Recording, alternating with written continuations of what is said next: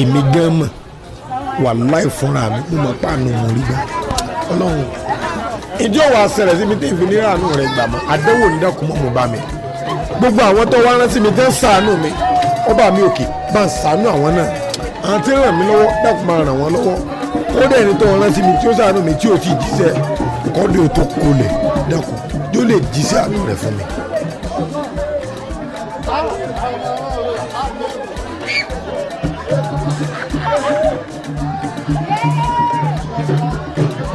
Awo.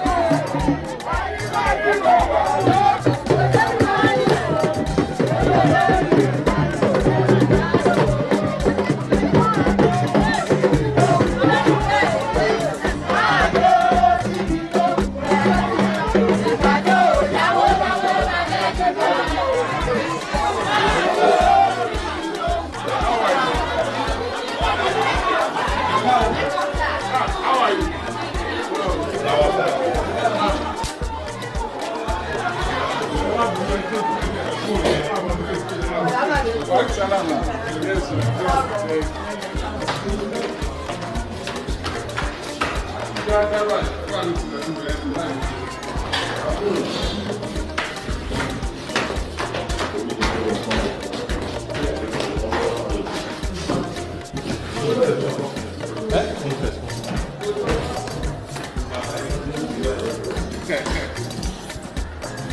congratulations.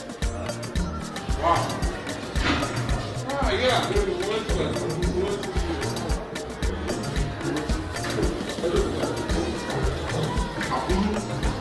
Ah, yeah.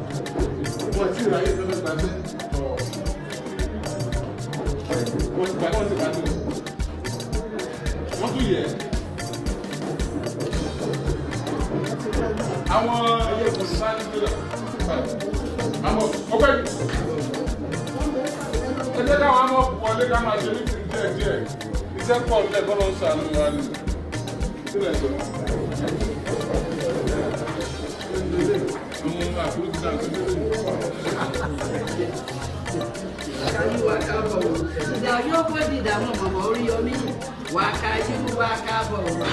Yoko di damo mo. Wakayu, Wakabo. Yoko di damo mo. Wakayu, Wakabo. Money. Mama, mama, go.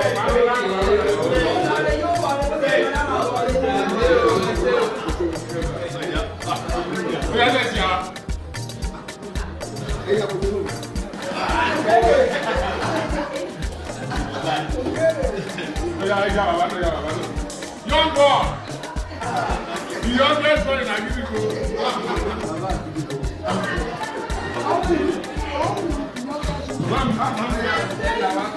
Youngest woman.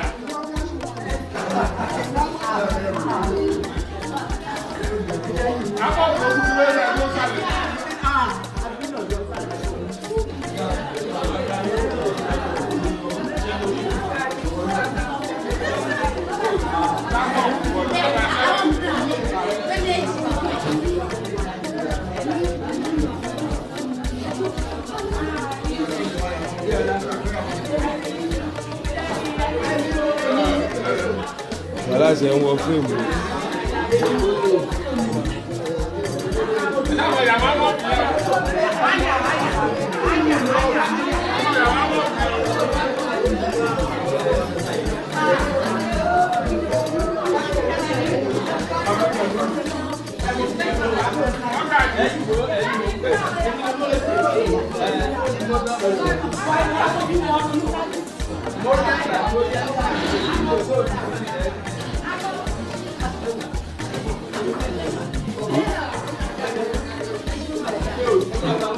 Ya wà lálẹ́. Ó ti tó báyìí.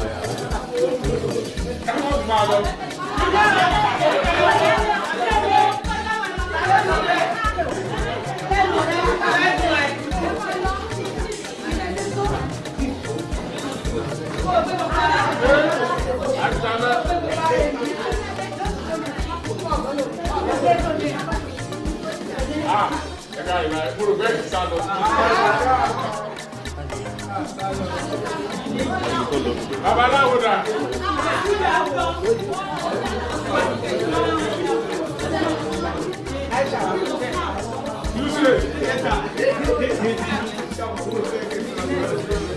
Èmi ìmọ̀ náà sọ́ra, mo ń sábò jẹ àwọn kò bá nílò lọ sọ́ra. Àwọn tí mo bá bọ̀ pé mo wáyé ní sọ́ra. Ìyá wà dàbí ilé.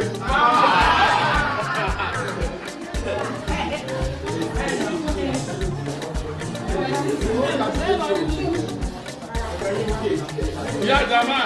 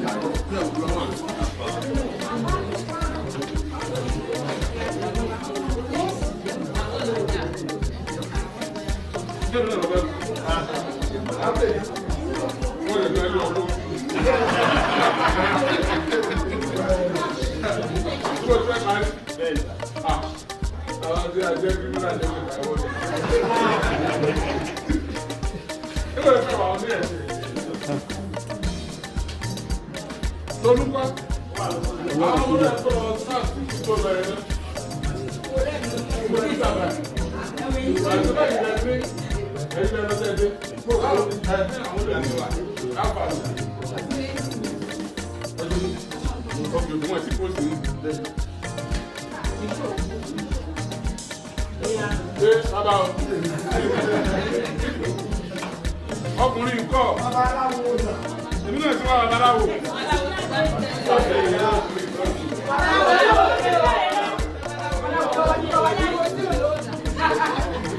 Babaláwo ẹgbẹ́ kọ̀ọ̀kan ló kọ̀ọ̀kan lọ́wọ́ ni o.